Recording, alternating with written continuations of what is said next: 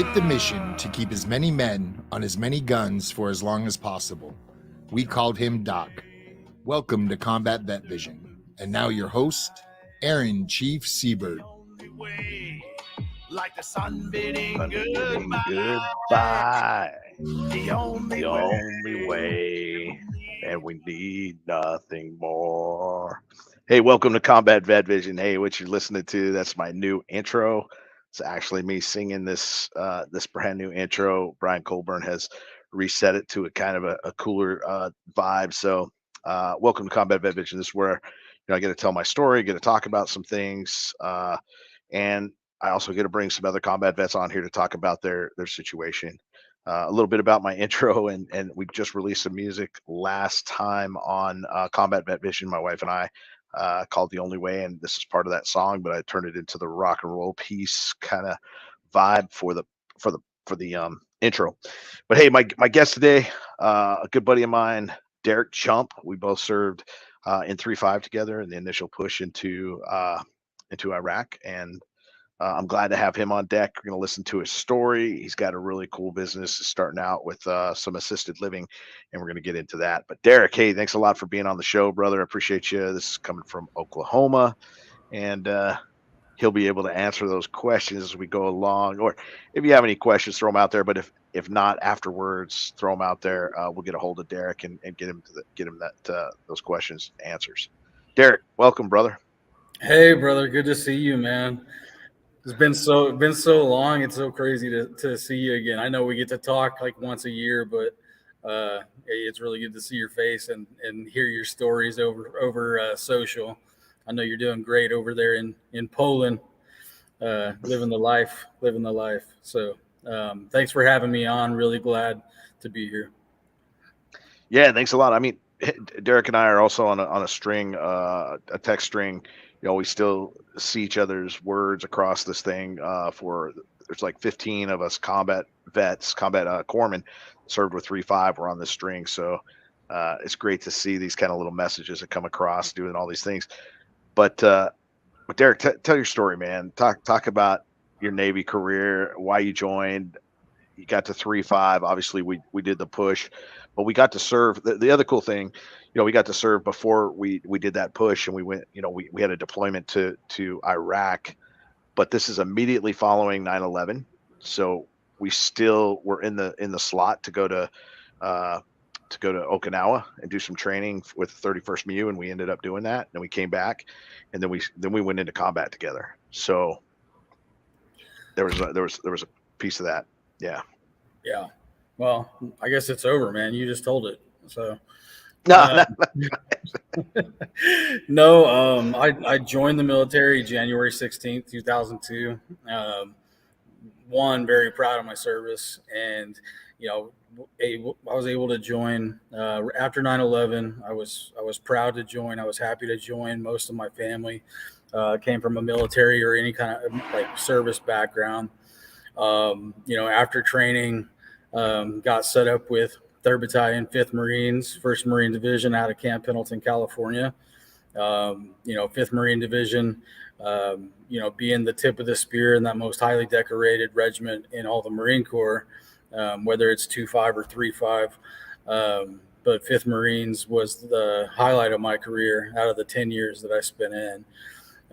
So pretty much, I mean, when I checked in to 3-5, I think we may have trained for what, Aaron?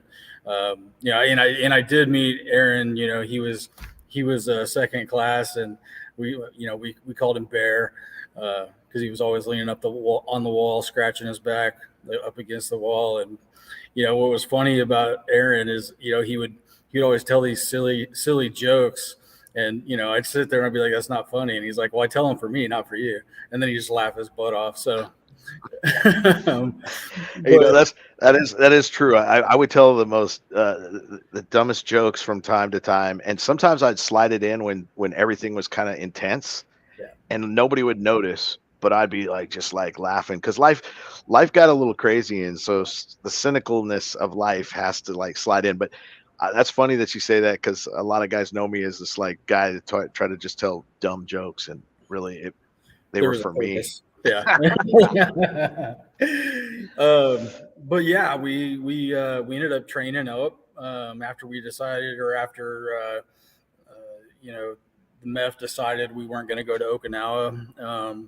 Ended up training up for our OIF-1 for the invasion of Iraq, and I don't know. After I checked in, I think we left probably around 6 to 7 months later, and waited in Kuwait for a bit and crossed the DA Bear on March 20th, and got down and dirty and learned a lot about brotherhood. I always tell people, that I left the world, or the states, a boy, and came back a man, and that's especially true for when I was able to. I say able to, but proud to have gone to Fallujah and participate in that battle.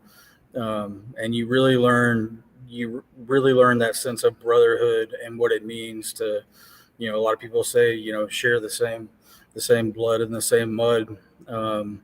There's nothing like it. And, like Aaron and I will be connected for life, just because of that reason. And many others that I served with. And that's why you're able to, see, brother Marines and brother corpsmen that may not even know each other or barely know each other, be able to get together and call each other brother and reminisce about the way things were and the way things are and what the outlook is and how you're going through things. And you actually have someone that understands, as opposed to, maybe a civilian who, civilians aren't bad at all, but they're just not from the same cloth. So, if you're lucky enough to find a mentor or find a brother or sister to, help get you through things that you may have gone through, then you're a lucky man, and you have that. So it's important. After we got back from all the way up to Baghdad and back, I think we were there for about 8 or 9 months. We'd lost. We had 5 KIA and nearly, I think, around. I don't know, Aaron, maybe 150 to not many wounded. Not anything like Fallujah, but we came back, trained up again, and this is kind of when logistics was, we don't really know who's going, when you're coming back. But I think we were back for about a year, maybe a little less, and we ended up going back. And this was when we relieved a unit that was hurt pretty bad. And 5th Marines came in to take over for the battle in Fallujah. To sum that one up, it was a lot more serious. It was a lot more door to door. It was, you could tell that, Al Qaeda and just all of the individuals that we were fighting against had become, not to be underestimated. And, they'd gotten smarter with their weaponry and tactics, and yeah, absolutely. And learned our tactics. So they were more effective the second time around than they were the first. From Fallujah, 3-5 lost 19. And, we had, several wounded in action, probably close to 200 wounded in action. So that was, left an indelible mark on my mind and 3-5's mind. If you talk to anybody from 3-5, the Dark Horse, we were very proud of our lineage. And the individuals that we lost, those are the giants we got to walk among, and we'd known each other for so long, trained together for so long, could predict each other's moves and what each other were thinking. And, a lot of us came out of boot camp at the same time, or, came out of, SOI and core school at the same time. And so we grew up together basically. And so it's been an internal fight, and there's not a day that goes by that I don't think about some aspect of war, especially Fallujah. and there's not a day that goes by that I don't think about putting one of my brothers in a body bag, or, or the memory of that individual, and not just that individual or those individuals, but their families, because, a lot of people forget about how deeply it affects the families. You have entire families that are grieving or have grieved, still grieving over the loss of those individuals. But, when I came home, eventually, it took years for me to decide that I wasn't going to mourn. I wasn't going to I wasn't going to continue to be self-destructive, that I was going to live for those men that, gave their life. There was a time when, if those brothers saw what I was doing or the way I was living my life, they would have kicked my ass, saying, why, you need to live for me, bro. Like, this isn't what I'd be doing with my life. So that kind of kicked me into high gear later on. I got to finish up my career after I left division. Went to Europe for a few years, which was amazing. But then I got to come back to Field Medical Training Battalion West there at Camp Pendleton and finish up my career with a 3-year tour as an instructor, teaching alongside with the Marines, tactical combat casualty care, tactical maneuvers under fire, teaching all the younger kids, the ways that we had done things and the ways that things worked and didn't work. And so that was an honor that I'm really happy that I got to experience, was, meeting those young individuals and imparting information that I took on, not through just my career, but that I took on from mentors throughout my career, like you, Aaron, and just several others that we know and deeply care about. Obviously in any organization, civilian or military, you're going to have your leaders that are, not so great, and you're going to have some leaders that are great. And we always say, take those that, take the good and leave the bad. And that's what you try and impart on, or that's what I try and impart on as many individuals that I may have influence over. Kind of like a lot of stories, I was going to stay in the military. But I was due for a 5-year rotation for sea duty, and I'd chosen the river rats. You remember the river rats from Vietnam, and they had actually brought the unit back, and that's what I had chosen for my next duty station. And I was really looking forward to it, but then I met a girl, and the rest is history. She didn't want me to deploy 2 or 3 more times, and so we ended up getting out, honorable discharge, and coming back to Oklahoma, where her family is, and parts of my family are. And at that time, I didn't really know how to let go of the military. I knew I was out of the military, but I started working with homeless veterans.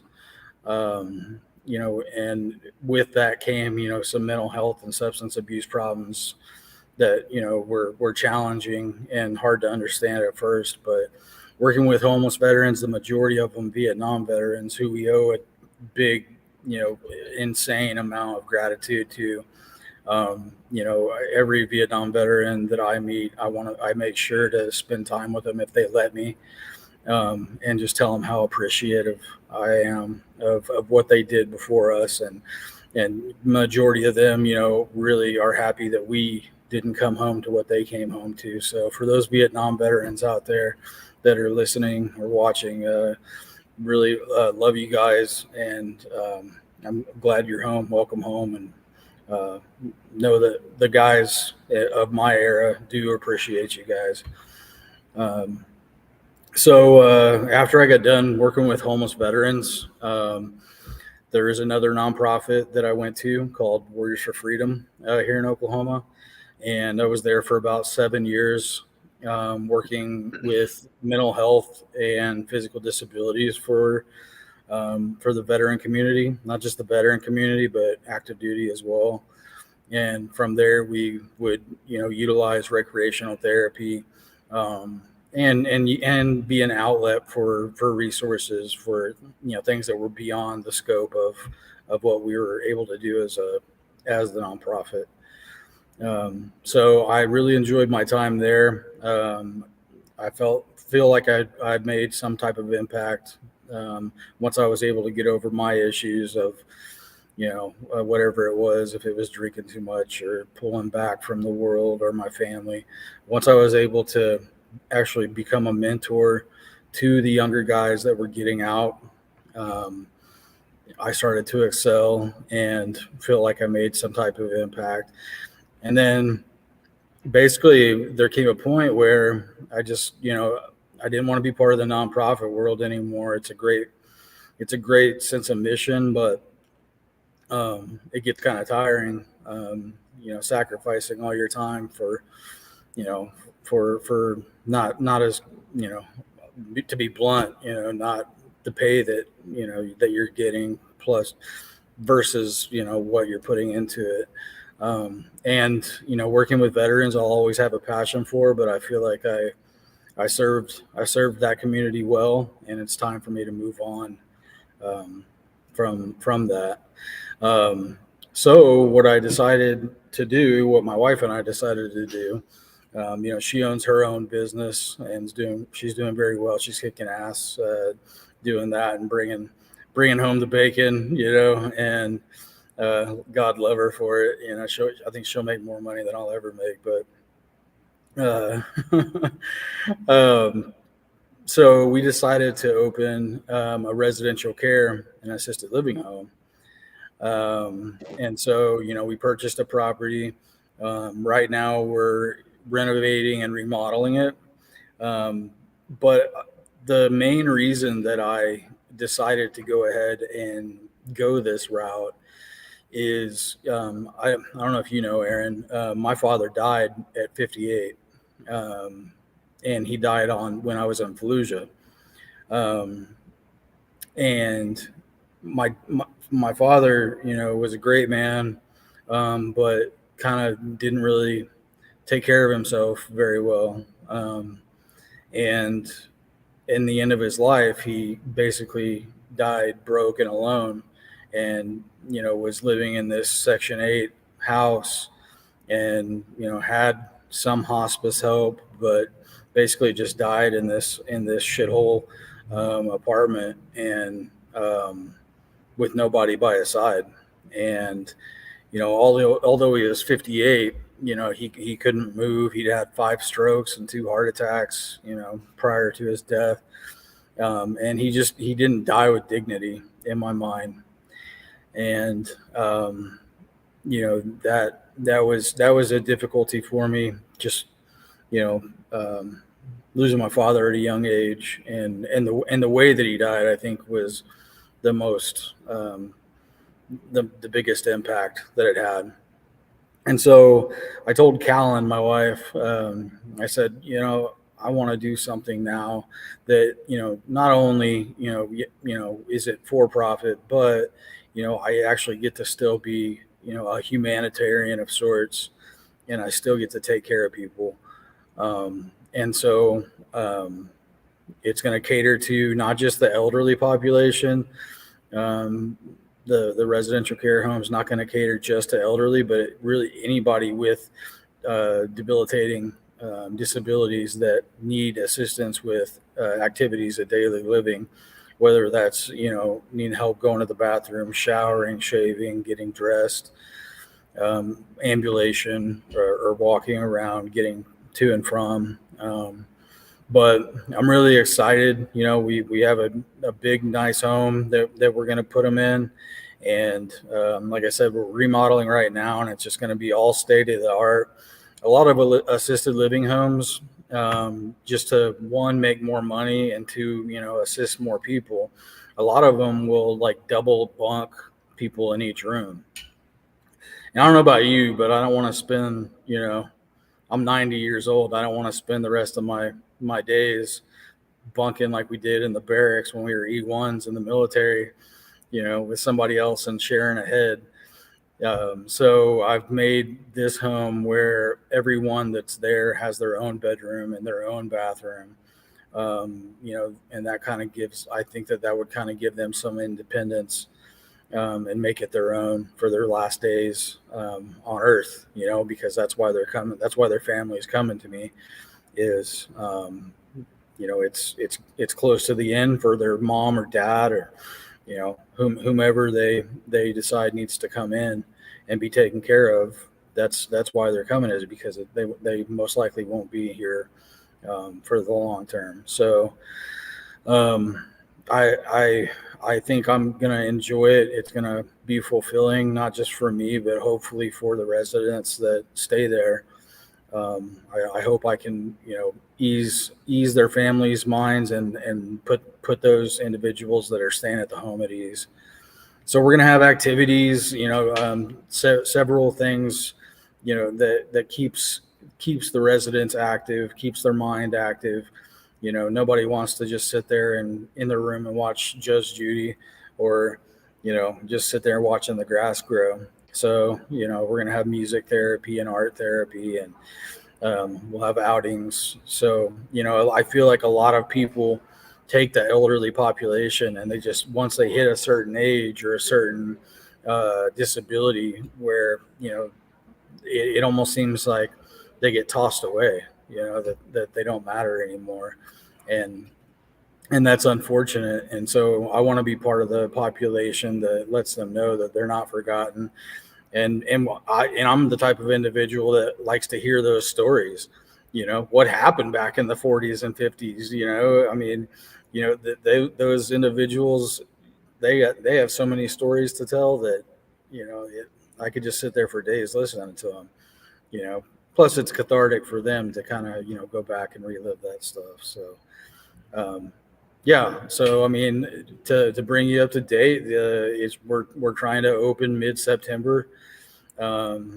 Hopefully I'll have the rooms full and be hitting the ground running with taking care of those individuals. It's exciting. It's nerve-wracking. I've never worked in the for-profit world as a civilian. But I think with the network that my wife and I have, and the location we've picked, and the population of elderly, that it's just the baby boomers are, reaching the age where, that's the type of place that they're headed. And they call it the silver tsunami is what, is. You have several individuals turning 65 every day, and not that 65 is, generally what age you would enter a home like this. But those individuals that are 65 that may still have a mother that's alive, or a sister, whatever, that's 80 or 90, that'll be the clientele. And so what's really cool that I forgot is my mom. My mom's been a nurse for like 35 years, right? And so she's going to be my director of nursing. So she's going to be my employee. And I kind of joked at her. I was like, yeah, I'll be telling you what to do. And she's like, I don't effing think so, son. And I thought she'd give me the homie hookup. I thought I was going to get a homie hookup. But I said, well, how much, do you want to get paid? And she told me, and I was just like, you're my mom. That's extortion, man. But it's going to be great, because, as well as I do in the military, you kind of lose touch with your loved ones sometimes. And my mom is one of those that I did lose touch with. I love her to death, and she's a great person. But being away in the military and changing so much from experiences in the military, especially combat, you kind of do grow. I kind of grew away from my family. So it'll be nice being so close to her and having her help me learn how to be more compassionate, I guess, and learn how to navigate the civilian waters, if you will. So that kind of brings me up to date right now, man. Hey, that's good. I got a couple of questions. Like, How big's the house? I mean, how many rooms are you gonna have? So I'm going to have 5 bedrooms and 5 bathrooms. Here in Oklahoma, the regulations for per square footage dictate how many you can have in a home.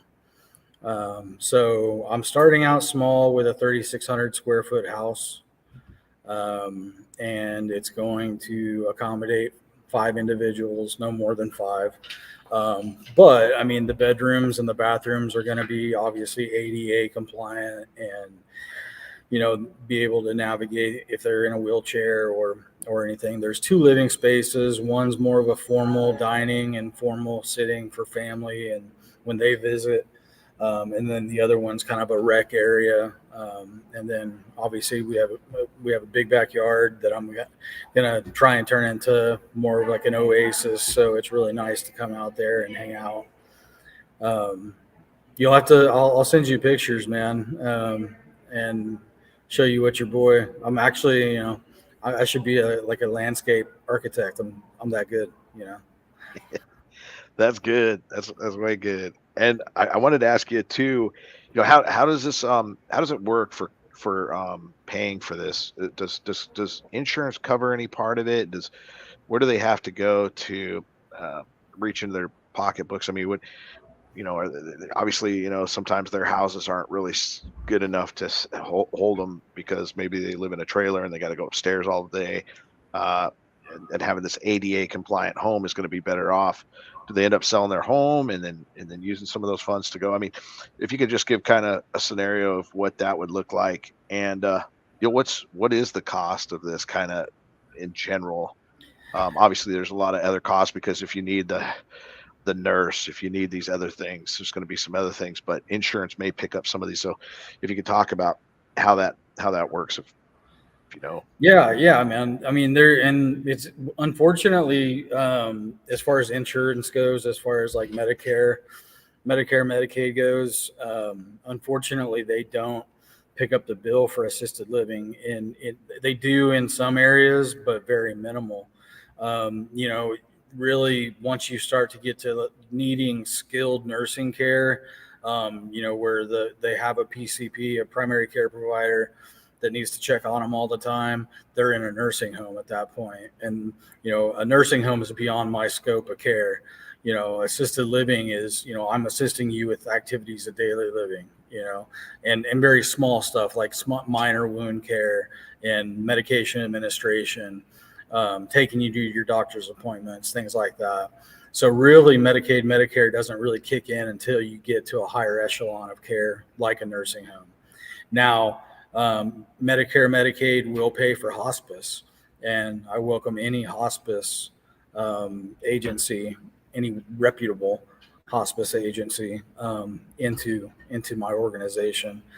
And that's just kind of part of end of life is hospice coming in and taking care of those people. But kind of a scenario of going from that resident's home to my home would be, usually they'll sell their current property, or their kids, if they have them, will take that on, or a relative will take that on.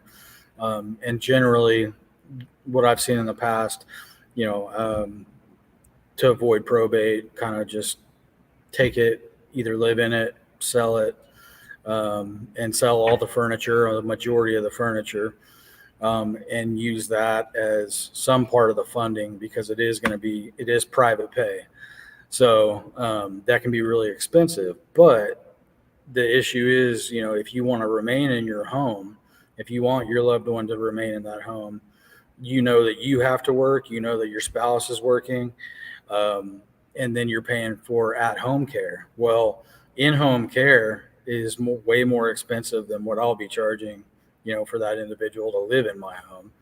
I mean, we know how the medical field is right now. I mean, it's nurses and CNAs and, medical providers right now are kind of, I call them mercenaries right now. I mean, they hop from job to job, whoever pays most. and they're not in short supply. So, if you have an individual that wants to stay at home and you're getting in-home care from a medical professional, you're paying that individual that's working 12 to 24-hour shifts. You're paying that individual $21 to $24 an hour, times 12 or times 24. That adds up to be quite a bit of money. So economically, it's more feasible and a better idea to put them in a place where, like mine, that's 24-hour care. The ratio of staff to resident is 2 to 5. I have two healthcare providers for 5 residents.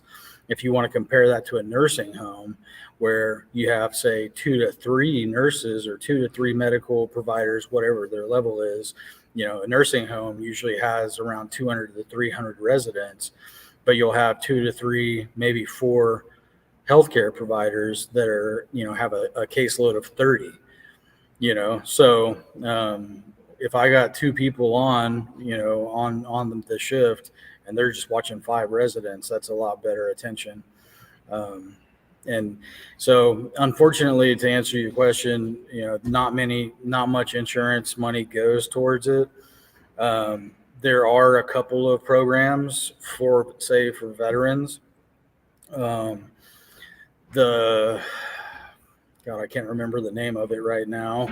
I wish I had it in front of me, but there is a program for veterans that does take care of assisted living, at least a portion of it, for I believe the first 6 months. And then if you're 100% disabled, rating, then, we both know what you get for that. For 100% disability, you get around $4,000 for that every month, depending on, a few things. So, and that could help pay for it if you're a veteran that wants to come and stay, or needs to come and stay at a place like that. And if, having the veteran mind and experience that I do working with veterans, I have tons of veteran service officers that if you're not at 100%, I can get you to 100% disability to help the family out with cost and paying for that. So while it is out of pocket, it is, it's worth it. It's worth it to have your loved one cared for. It's worth that peace of mind. It's worth, me and my team, caring and loving your loved one while you're away, while you're at work, or while you're taking care of the kids. Nice. No, that's great stuff. I mean, this is good stuff. And I know, before the show, Derek and I was just talking. As a matter of fact, when he kind of hit the guys up, the corpsmen that are in this text string. He's like, "Hey guys, can you share, my Living Dynasty new job that I'm starting with him and his buddy?" And we're like, "Yeah," but in my mind, I was like, "Dang, man, I'm not 65 or anything, but that time's coming. It's coming for all of us, and we're getting older. We have to think about these things, and it's something that I've never really thought about. But because he put this out there, I was like, oh shoot, man." Some weird thoughts kind of kicked in the brain. Housing group for the first time. And so it was really cool to see that. But then all these questions came up, and I'm sure, you answered a lot of questions that are, going to be important to anybody who needs to know. And I wanted to ask you another one was, if I know right now you got this one to a bedroom at the thing, but what if you have a pair, a couple that's been together for a long time, and they're still together and they're doing well, but they want to go into your housing? Is there accommodation that you'll be able to accommodate to a room in that particular case, or does the law still require that square footage to meet the demand? So if you could just kind of throw some light on that. No, that's a great one, man. And I thought of that when I took the home on. I got a 2-part answer to that. And I'll go ahead and I'll answer the second part while I still have it fresh on my mind, or otherwise it'll go. My idea is to open more than just one home. I'd like to, scale up on this, probably not go any more than 5, just because I don't want to get too corporate or too big for my britches, But this initial home, currently, unfortunately for one, I still can only have 5. And so that couple is going to count as, there'll be 2 people. So they'll be basically charged, for the husband and the wife as far as monetary goes. But I do have a master suite that will be the last thing I rent out, and that I will try to keep reserved, because that's very common. It's very common in residential care homes that, one of the spouses is ill enough or is disabled enough that they do need, in-home care, whether they're incontinent or whether they're starting early onset, stages of dementia. And the other spouse is just fine. But I mean, if you've been married for 50 years, what are you going to do? I mean, are you going to stay somewhere else while your husband or wife, or husband and husband, or, whatever they, you're going to want to come together. Majority of the time, they're going to want to live together. So the master bedroom, I've made even bigger to accommodate 2 people.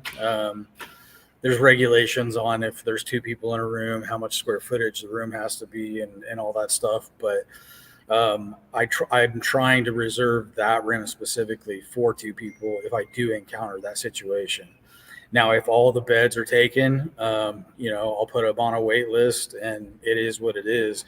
Right now I have 3 other homes that other people own, that I really respect, and I love their policies and the way they run their organization. I always, on just like anything, I mean, I'm sure you're the same way, investigate and find out, what something else is before you recommend it to anyone else. But I have, 2 or 3 colleagues that have other homes that I would refer those people to. But to answer your question, yeah, man, I mean, for being what it is, a 5-bedroom home, I'd like to have that bedroom for a husband and a wife, or for spouses. If that works out that way, great. If not, then they're going to get put on a wait list, and I'll rush them in as soon as I can. Maybe part of my policy is that a husband and wife or spouses will go to the top of the list. It's a good point. It's a good point to make. I hadn't thought of it that thoroughly, but I had thought of it initially. So thanks, man. Yeah, you just added my SOP. Hey, no, that's good stuff. I mean, I'm trying to think of things that everybody would want to know, and I think maybe another question that maybe people want to know is, obviously you're in Oklahoma. Let's say somebody from another state that wants to come to your facility, obviously because you're Derek Jump, you're a cool guy, and what's the how hard is it to go state to state? Is it just like moving from wherever you want to live to wherever you want to live, or is there any parameters to that? No, I mean, like I said earlier, I'm not going to regulate it to the point where, you have to be a certain age. Disabilities are disabilities. And if you're, 40 years old and you have the same type of a disability as an 80 or 90-year-old, I mean, it doesn't matter. So for that, there's no parameters. If you are looking to relocate for reasons of cost of living, Oklahoma is one of the lowest cost of living states in the U.S. And my prices reflect that when you want to stay at the Living Dynasty. So if you want to move in, basically you would come in. The director of nursing would do an intake on you, and just see if you're appropriately placed. I can't be taking on individuals that I can't take care of. So we do an intake and find out what's going on with you, your likes, your dislikes, every bit of information we can capture. And within 3 days, within 72 hours, we will have that individual, as long as everything works out, in the home and starting their vacay at Living Dynasty. and if it's a situation where we can't take you on due to your illness being too great, we make sure that we identify at least 2 other places that do take Medicare or Medicaid, and as many referrals as possible, but at least 2 for that individual to go to, because we know you're in need, and we know that the families really need help, and so we want to make sure that you at least have the opportunity to find a place that your loved one can stay and be treated well. We don't want anybody getting lost in the sauce out there, and so we do everything we can to accommodate, and we look forward to having residents there to care for. Well, man, this is a lot of information. It's absolutely amazing. Any last words that you want to throw out there before we cut it off? But on top of that, if somebody wants to get a hold of you, obviously I always tell people you can get a hold of him through me right here, right, however you need to. But feel free to put out any other information that you want out there. And you said this is going to be completed in September. Do you already have people on the waiting list? I have 2 people on the waiting list. I had 3. Unfortunately, the third one passed away. But I have 2 on the waiting list right now. And I've been marketing. I don't really want to ramp up the marketing too much because it is really expensive until next month, and then we'll go ahead and we already have our plan of attack on marketing. But yeah, I'm hoping the wait list will be 10 by opening day. And if we can get people in there the first day, I mean, because honestly, to be completely honest with you, in empty bed, you're just looking at man, that's a resident that's not being taken care of, and that's money going out the window, and so. Speaking from a business strategy, you want to have those beds full as soon as possible, and you want to be able to have those beds full long after or immediately after someone vacates, because they don't have to necessarily vacate due to death. They can vacate if maybe they're not satisfied, or maybe their medical integrity is compromised and they have to go to a nursing home or they have to go to the hospital. That'd be another reason that you may leave the home. So so right now we have 2 on the waiting list, and we're looking for as many as we can to make sure that we have them in there. If you want to get a hold of me and my team, you can go to Facebook and the Living Dynasty. We have a great Facebook page, a great marketing team behind it, and they answer within that first 15 minutes of someone contacting us. You can go to my Facebook page, Derek Jump. There's a link there for our website. There's a link there for our Facebook page, and there's a link there for our Instagram. There on my Facebook page. Instagram link is Derek LDG. Or like I said, if you just want to go to our website, it's livingdynasty.com. Try to keep it pretty stupid simple for people to get in there. So my number is actually on my Facebook page. If you'd rather speak to me in person, I'm happy to talk with you and see if I can answer any questions about the lifestyle that you're wanting your loved one to live, expectations, concerns, questions that you may have. Like Aaron said, if you want to get a hold of him and he can direct you to me, however you guys want to go about that, happy to speak with you. Happy to welcome you to the Living Dynasty family if you decide to go that route. But I guess in parting words, I love you, brother, and Semper Fi to all those out there. I look forward to hearing more about your accolades, and congratulations, your beautiful wife, and you guys are, I guess, starting a music career over there, and and living the life, man. I see you guys having a great time, and it's so good to see you so happy, man. It really is. Oh, thanks, brother. I love you too, man. And I'm looking to come back in November, but um, it's great to see our veterans, especially my combat buddies, my combat, and I mean combat buddies by battle buddies. I can reach out to Jump at any given time and have a deep conversation and help, support, whatever it might be. But he's thriving and moving forward in a positive direction, starting his own business and everything, and that's really absolutely amazing. Hey, but this is Aaron Siebert signing off. Strength and honor. Until next time, out.